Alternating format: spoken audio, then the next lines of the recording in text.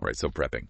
Sometimes it feels like, I don't know, a chore, but, who says we can't have some fun with it? We're going to be diving into some prepping material, some interesting sources about homesteading, apocalyptic supplies, even Faraday cages. Sounds intriguing. So let's jump right in. We have this source, 35 Easy Projects. Yeah. And it's full of DIY ideas for, well, the apocalypse-minded. I see. Practical skills for a less predictable world. Yeah, some are, pretty standard. Repurposing pallets, pallet furniture. Everyone's doing that these days. Pallet couch for your bunker. Right. Indeed. A classic. But then it gets a little weird. Oh. Yeah, they suggest goats. Goats for security. Security goats. You mount a GoPro on a goat and let it roam around. A mobile security system. I'm not sure about the effectiveness, though. Right. Imagine the footage. Intruder alert. Oh, wait, never mind. The goat is eating clover. Perhaps a motion-activated sprinkler system would be more reliable. Or a traditional security camera. One that doesn't need feeding. Yeah, good point. But still, can you picture a goat, headbutting an intruder? I'd rather not. Security goat judo. Could be the next big thing. I'll leave the self-defense techniques to the experts. Right. This 35 Easy Projects also has some other interesting ideas. Chicken feeders, rain collection, potato towers. Potato towers, I kind of like that one. Stack them high, right? Reach for the sky. An efficient use of space, certainly. Yeah, especially if you're in a bunker with, your family and all your security goats. Speaking of supplies, our next source is 75 items to stockpile. Okay, what do we have here? Well, the first one is information. Books. Ah. So we can curl up with a good dystopian novel when the world ends. Practical knowledge is essential, especially offline. Yeah, I guess we can't Google how to start a fire when the internet's down. Precisely. Preparedness is about more than just supplies. It's about knowledge and skills. All right, so what else is on the list? We've got, of course, the basics. Rice, beans, duct tape. But then there's coconut oil. Is that for, cooking? Or are we going to be, greasing ourselves up to escape from raiders? Coconut oil does have multiple uses. Cooking, skincare, even as a lubricant. Okay, multi-purpose. What about peanut butter? Sustenance or just, comfort food for when we realize we're stuck underground? Both, I'd say. Good source of protein and calories, and a morale booster. Yeah, because who doesn't love a good peanut butter and jelly sandwich? Even the apocalypse. Indeed. Comfort food can make a difference. Okay, but this list gets even better. They included coffee beans. Ah, yes. Essential. Right. Caffeine withdrawal on top of everything else. No thanks. In a barter economy, those beans could be quite valuable. I can see it now. 1 bag of beans for a solar panel. Take it or leave it. Okay, let's shift gears a bit. Faraday cages. You've been researching those. Yes, they're designed to protect electronics from EMPs. Electromagnetic pulses. That sounds pretty intense. So, a metal safe for our gadgets, protecting them from the invisible apocalypse. But what are we even protecting? Our phones, so we can Instagram the mushroom clouds. This source suggests protecting essential items. A solar charger, radiation detector, and even a DVD with software. A DVD? Yeah. Seriously. It's like saying, well, the world's ending, but at least I can reinstall Windows 98. But where are we going to find a computer?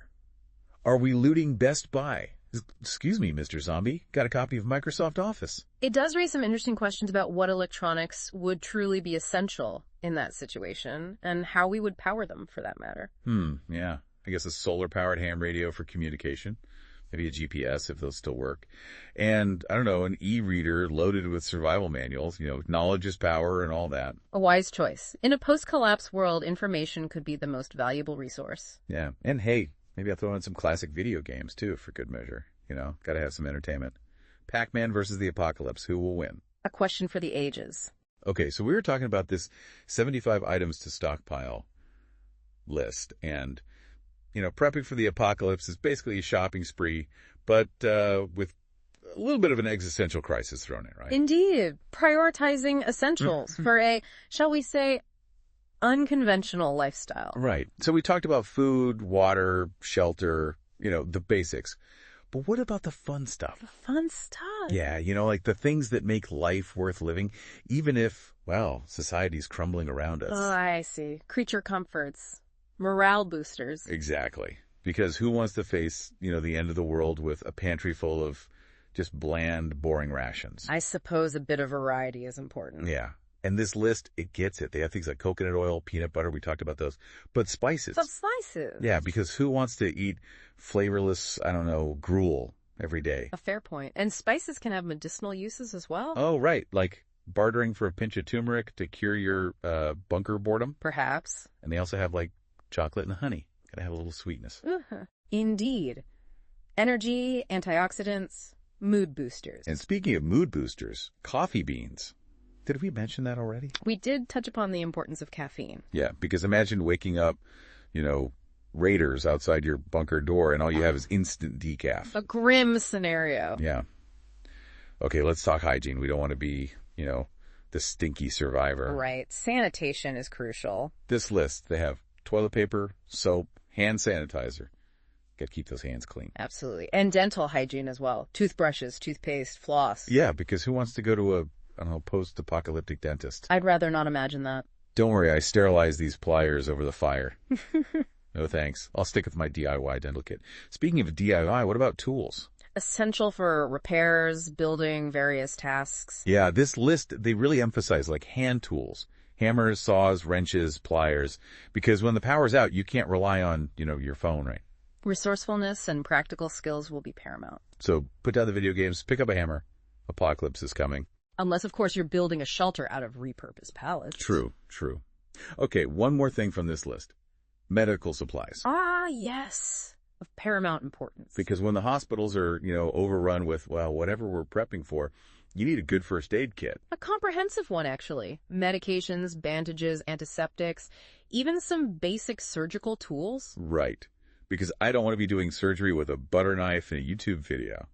So, folks, get yourselves a good medical kit, take a first aid class, just in case. Preparedness is key. All right, so we've covered a lot, from coffee beans to dental floss. But now, the big question, what happens when the lights go out? And I'm not talking about a romantic dinner, I'm talking the grid going down. Okay, so the grid's down, lights out. What now? A scenario many preppers consider, a very real possibility. Yeah, this 75 items to stockpile.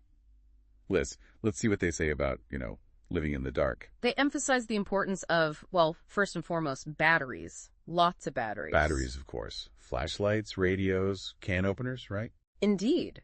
Essential for powering those essential devices. But batteries, they run out eventually. Then what? Then alternative energy. Solar chargers, portable power stations. Ideally, a solar power system. So we're going off-grid. Solar-powered apocalypse. Kind of cool, right? Self-sufficiency, sustainability, and even without a complete collapse, a good backup system. No more electricity bills. Take that, power company. A compelling argument. Okay, but how do we communicate? No internet, no cell phones? Smoke signals. This source recommends a few options. A hand-cranked weather radio, a ham radio. Ham radio, classic. And for short range, signal mirrors, whistles. Whistles, seriously. Like I'm out in the wilderness whistling for help. It's a low-tech solution, but effective? I guess so. Yeah. But I'm going to miss those memes. Day 45, still no Wi-Fi. Okay, what about, medical stuff? Are we all going to be, backwoods surgeons? While some medical knowledge is helpful, this source focuses on a well-stocked first aid kit.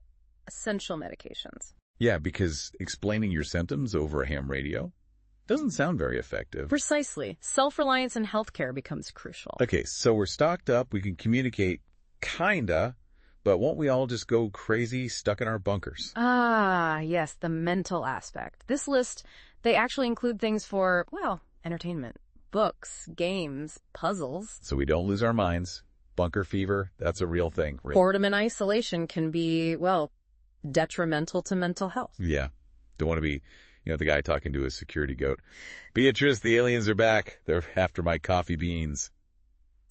Okay, so big takeaways. Be prepared, be resourceful, and I guess don't forget the fun stuff. Even in the apocalypse, gotta have some fun. A positive attitude and a resilient spirit are invaluable assets. Well said. So there you have it, folks. The world might end, but hey, at least we'll be prepared. Right. With our solar panels and our ham radios and our security goats. Stay safe out there.